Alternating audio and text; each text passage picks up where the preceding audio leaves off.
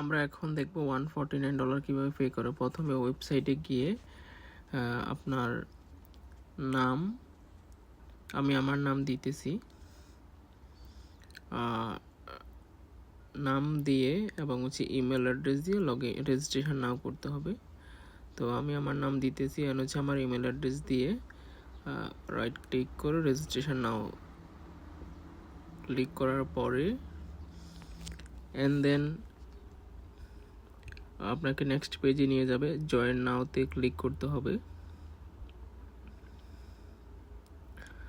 Join now click করার পরে scroll করে নিচে চলে যাবেন।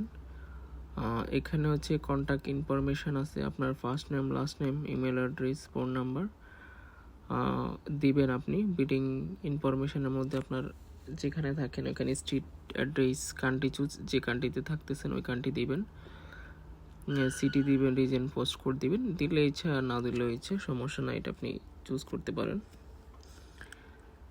দেন আপনি এখানে যে কান্ট্রি আছে ওই কান্ট্রি অবশ্যই দিবেন, আপনি যে কান্ট্রিতে থাকতেছেন স্টিল।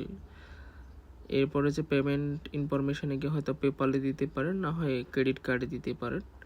ক্রেডিট কার্ড দিলে এখানে আপনার কার্ডের ইনফরমেশান দিবেন, ক্রেডিট কার্ড নাম্বার, সিবিসি, আপনার এক্সপ্রেশন অ্যান্ড কান্ট্রি, যে কান্ট্রিতে অবশ্যই আপনি লিভিং করতেছেন রাইট নাও ওই কান্ট্রি দিবেন আপনি, ঠিক আছে।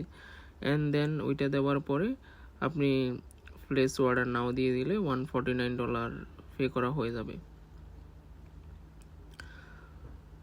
তো আমি আমার ইনফরমেশান দিই নাই, এই জন্য হচ্ছে না। তো আপনারা যখন আপনাদের ইনফরমেশান দিয়ে এখানে প্লেস নাওতে ক্লিক করে হয়ে যাবে। Thank you.